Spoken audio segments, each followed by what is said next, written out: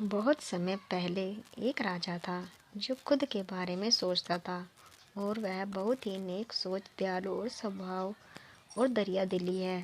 उसे लगता था कि वह स्थितियों को सही से समझने, हर बात पर न्याय करने और हर विषय में उचित विचार रखने वाला व्यक्ति है।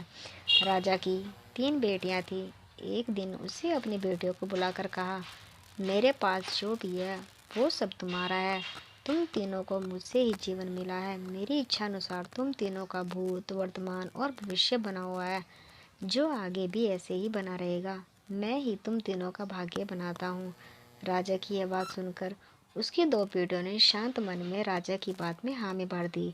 लेकिन तीसरी बेटी ने ऐसा नहीं किया। उसने कहा, नहीं, मुझे तो ऐसा नहीं लगता कि आपके हाथों में मेरा भाग्य है। यह सुनते ही राजा गुस्से में आ गया। अपनी तीसरी बेटी की कई बातों को एक चुनौती समझ के रूप में स्वीकार किया। उसने खुद को अपनी तीसरी बेटी के सामने सही साबित करने की ठान ली और उसे जेल में बंदी बना लिया। इस वजह से राजा की तीसरी बेटी कई सालों तक जेल में बंद रही। राजा और उसकी बाकी बेटियां राज्य जीवन व्यतीत कर रही है। राजा मन में सोचता है कि मेरा ही हुक्म है जो मेरी जिद्दी बेटी जेल में कैद है। लोगों को भी यही लग रहा होगा कि राजा का ही हुक्म है जो ऐसी बेटी को ऐसा भाग्य मिला है। उसकी प्रजा के लोग भी यही सोचते थे। उसे ऐसा लगता था कि राजा की तीसरी बेटी ने जरूर कोई गलत कार्य किया होगा, तभी उसे जेल में कैद करके रखा गया है। वरना कोई भी पिता अपनी बेटी के साथ भला ऐसा क्यों करेगा। राजा कभी कभी जेल में कैद अपनी तीसरी बेटी से मिलने जाया करता था। उसकी बेटी बहुत कमज़ोर हो गई थी, लेकिन अभी भी वह अपने विचारों में कोई बदलाव नहीं आया था। मगर राजा अपनी कमज़ोर होती बेटी की हालत और नहीं देख पा रहा था।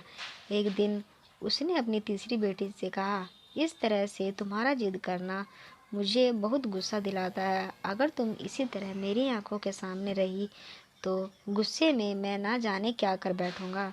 तुम्हें मौत की सज़ा भी दे सकता हूँ, लेकिन मैं एक अच्छे दिल का हूँ, इसलिए मैंने सोचा कि तुम अब मेरे राज्य के पास के ही जंगल वाली ज़मीन पर जानवरों के साथ रहोगी। राजा ने आगे कहा, उस जंगल में सिर्फ उन्हीं लोगों को रखा जाता है जो मेरे आदेश का पालन नहीं करते।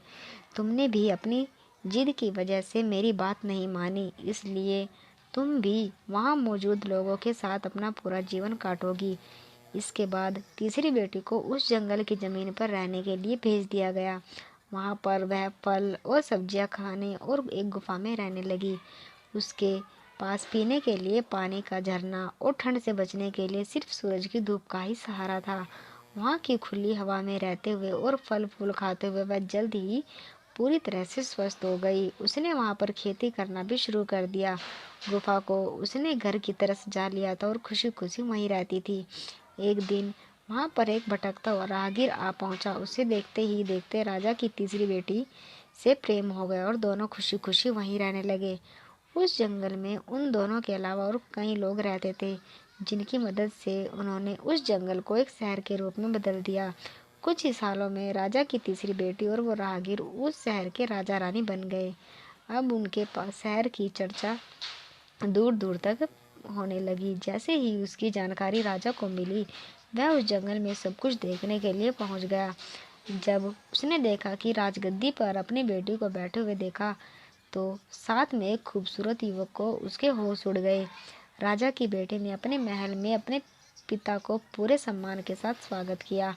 उसने अपने पिता से उसके बुरे बर्ताव व फैसला लिए कुछ भी नहीं कहा। जैसे ही राजा वहाँ बैठा, तो उसे एक आवाज़ सुनाई देने लगी जो कह रही थी, हर इंसान स्वयं ही अपना भाग्य बनाता है, कोई अन्य इंसान किसी और का भाग्य नहीं बना सकता। इसके बाद राजा को स्वयं अपनी गलती पर पछतावा होने लगा और उसने अपनी सभी बेटियों को अपने भाग्य से आज़ाद कर दिया। उसने अपनी तीनों बेटियों से कहा, भले ही तुम तीनों का भाग्य मेरे हाथ में है, लेकिन हर व्यक्ति खुद ही परिस्थितियों के अनुसार अपना अच्छा भाग्य व बुरा बना सकता है। कहानी से सीख। राजा और उसकी 3 बेटियों की कहानी से यह सीख मिलती है, कोई भी व्यक्ति किसी का भाग्य बना या बिगाड़ नहीं सकता। हमारा भाग्य स्वयं हमारे हाथों में ही होता है, जिसे हम अपनी सूझबूझ से परिस्थितियों में भी अच्छा बना सकते हैं।